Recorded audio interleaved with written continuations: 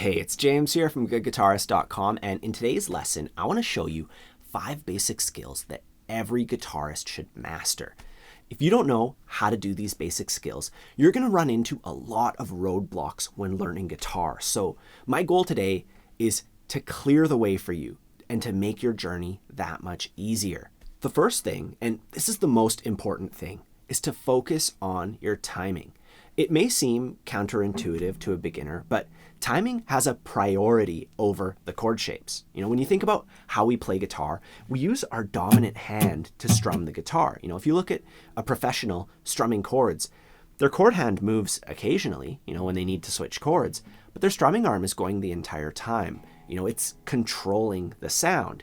And the sooner we focus on that, the sooner you're going to start sounding good. Now, we all start with different levels of rhythm. Some people are natural, but for the most part, most people, especially older beginners, rhythm is a skill that we can build up just like any other. We start off just counting out loud, 1, 2, 3, 4, with a nice steady rhythm. You can count along with me, or later you could do this with a metronome. And if you're not familiar, all a metronome does is just click at a steady pace. You set the pace, turn the knob, and you just count along. It's boring, but if you have no sense of rhythm, this is where you got to be, right? 1, 2, 3, 4, 1, 2, 3, 4. And then you can lightly touch your strings to mute them, and you just do some downstrokes with your counting. 1, 2, 3, 4, 1, 2, 3, 4. You don't have to do it with the metronome. You can just do it on your own. 1, 2, 3, 4, 1. Just focusing on being relaxed and steady. That's the most fundamental rhythm exercise. And I know it seems very basic, but at the heart of it, no matter what your level on guitar, you need to have that recurring pulse going on in the back of your mind and have your strumming arm feel compelled to play downstrokes to it. When I perform songs that are fast, slow, whatever, my arm is automatically going like down, down, down. Even if I'm not playing guitar, even if I'm in the crowd, it's just, I've trained that to just happen, to just go down with the beat. So that way I'm locked into the beat. And that's where it all starts. I recommend just setting your metronome to a few different tempos. You can start off at like 60. That's a nice slow tempo. And then 80, 100, 120. Experiment with a few different tempos to get your arm used to moving down with the beat. And, we're going to talk about upstrokes later, but this is the first step and certainly the most essential. The second skill that every guitarist should master is seamless chord switching. It's one thing to know the chord shapes and to memorize where to put your fingers and to be able to make them clean, but it's another thing to have your fingers just automatically lock into the next chord shape accurately and on time. And there are 2 issues that I see preventing people from making this happen. The first is where they pause to make sure that their chord shape is perfect.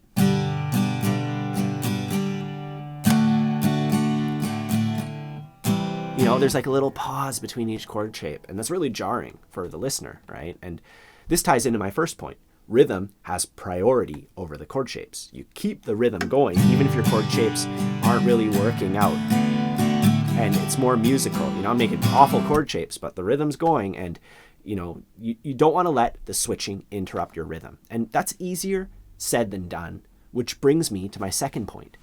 When you practice chord shapes, there's a crucial final step that a lot of people just don't know about. A lot of people, I've heard other teachers say, you just got to push through the changes and eventually they'll clean up. And that's true to a certain extent. But in my time teaching, I've discovered something that guarantees chord switching success.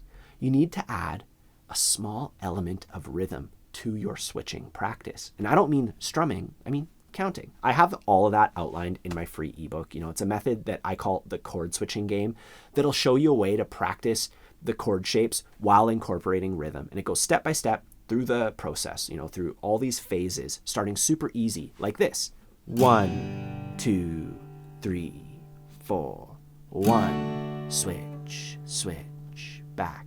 So you strum on beat 1, and then you have beats 2, 3, and 4 to switch.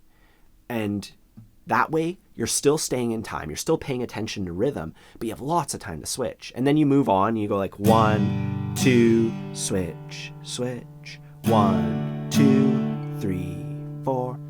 So you're doing more strumming, less switching time, but you're still doing it to a beat, and learning to switch chords to the beat without worrying about the down and the upstrokes, and that's a really crucial step. You do that until you get to the point where you can just switch chords after 4 downstrokes each, right when it needs to be switched. And since we were incorporating rhythm, it's going to be really easy to add a strumming pattern to it. It kind of takes care of that step ahead of time. And I'll put a link in the corner for this so you can check it out afterwards. My ebook is completely free for all my subscribers. You can get your copy in about 2 minutes. I'll put a link in the corner. The next basic skill, the third thing that I wish I knew when I was getting started, is to plan your practice. Boil it down to your real goals and focus your practice time. When we start guitar, we might tell ourselves, I want to learn these 20 chord shapes and all these strumming patterns and some finger styles so that I can play Blackbird and all these other songs. And, it's awesome to be excited about guitar and have goals like that. You need to have goals like that. But those are your long-term goals. When it comes down to what you're going to do today, you need to boil that down and figure out what actions you can take immediately that are going to help you towards those goals. So instead of memorizing the 10 basic shapes and some 7th chords, plus, a couple other things, maybe you can focus on G, E minor, C, and D. Those 4 chords can be used to play literally thousands of songs. That's no joke. I'll put a list down below so you can see. And when you focus on just 4 shapes, you can really go deep with them. Imagine, this is kind of an analogy here. Imagine you're in a room with 20 other people and you have 1 hour to make conversation. If you talk to every one of them equally for like 5 minutes each, you're probably going to learn their name, where they work, a couple other small little facts about their life. But imagine if instead of that, you had a 1 hour conversation with just one person, how much deeper that conversation would go. And that's the same thing here. Your relationship with those few chord shapes that you choose, like the G, E minor, C, and D, is going to go so much deeper, and you're going to be able to start doing so much more musical stuff with them. You're going to be able to go further with them rather than just have a surface level understanding of like 20 different chord shapes. And I like to keep a practice journal and write these things down. That helps me keep track of where I'm at. And when I go to practice next time, I can just pick up where I left off. It might look like practicing G, E minor, C, D, working on the switch from C to D. And then the next time I go to practice, I know, oh yeah, I was working on that switch from C to D. So I'll just try that again and then I'll actually accomplish that goal. And my practice journal, looking back, I can see everything that I've done and it makes me feel like I'm moving forward, And by going really deep with a few shapes, you'll be able to start playing songs sooner. And when the time comes to learn more shapes, you'll already understand the bigger picture and, of strumming, playing through the entire song. You'll have that confidence and the process is going to be so much easier and faster when you do go to learn all that other stuff. Now, the 4th basic skill that'll help you out so much is to simplify things. The 4 chords that I just talked about, G, E minor, C, D, those are considered by many as the beginner chords. But that's not the case for everybody.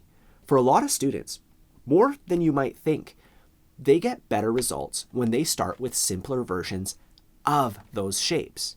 And some people have trouble with that. They feel like it's a waste of time to learn these alternative, simpler shapes. Every once in a while, I'll get an email from somebody doing my beginner course, and they'll say something like, hey, why are we starting with A sus2 instead of the real A chord? And my answer to that is, because it's going to save you time in the long run. When you use simplified shapes, you can focus on moving your fingers and switching chords accurately, to switch on time seamlessly, to switch while keeping the strumming going, to count along to the song, even sing the words maybe. It's going to save you time in the long run, starting simpler and actually getting through the entire song, than struggling to do it the real way. And when you're ready, you'll be able to change just 1 or 2 fingers, 1 or 2 things about that simple version, and you end up with the final version of the chord shape, and you're all of a sudden you've rocketed up to that point. As for the simplified shapes themselves, I recommend learning G, E minor, C, and D, those 4 shapes, like this, where you leave these 2 fingers down, and you're only moving the other 2 fingers. It kind of turns them all into 2-finger chords, and they sound like 95% the same. I'll put a lesson in the corner for that. I already taught a lesson that, goes in depth on these two shapes, a bunch of songs, a bunch of examples, so if you're into that and you want to get started in a bit of a simpler way that's like going to kind of guarantee success, check that out. Now, the final skill that you need to master, the earlier the better. This is something that I had a problem with for a long time. So, I really want to encourage you to do this as soon as possible, is to develop a lighter grip, both on your pick and on the fretboard. When first getting started, students tend to press the notes really hard to make sure that they ring out. And I find a lot of students keep pressing hard even though they don't have to. Once you have the technique and you're like not so like, I hope this works out, once you're at that point, you don't have to press so hard because you're pressing it in the perfect spot, and your fingers are all technically a lot more sound. So take some time to sort of let the pressure off and see if the notes are still working in your chord shapes. Like if I press it really hard, maybe I can press it a bit lighter and a bit lighter. And it's like, okay, that's too light because the string is buzzing. So you discover that balancing point where it's the perfect amount of pressure. And the same thing goes for strumming. When you grip your pick too hard, it's going to sound abrasive, especially when you're doing up strums. A lot of the time, people think that the reason why their strumming patterns sound bad has to do with their timing. But sometimes it's really simple, and it's just the fact that they're holding their pick too tight. Obviously, rhythm is, super important. It's the first thing I mentioned. But you also need to practice tone and getting your strumming to sound nice and smooth. And I like to pretend that my pick is a paintbrush. And I just brush the strings down and up. So on the way down, my pick's angled like that. I'm just brushing them. And then on the way up, and you do that quickly so you get a nice homogeneous sound. You have a lighter touch. You hold the pick lighter, you press lighter, and it's going to sound better and feel better. Guitars aren't meant to be played at like maximum velocity the whole time.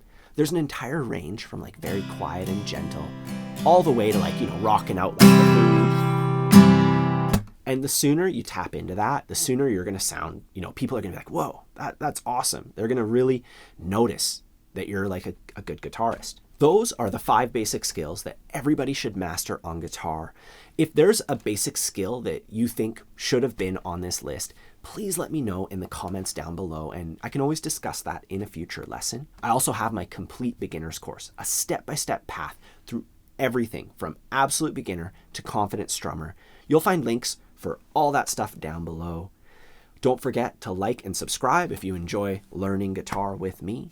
Have a fun time practicing, and I'll see you soon.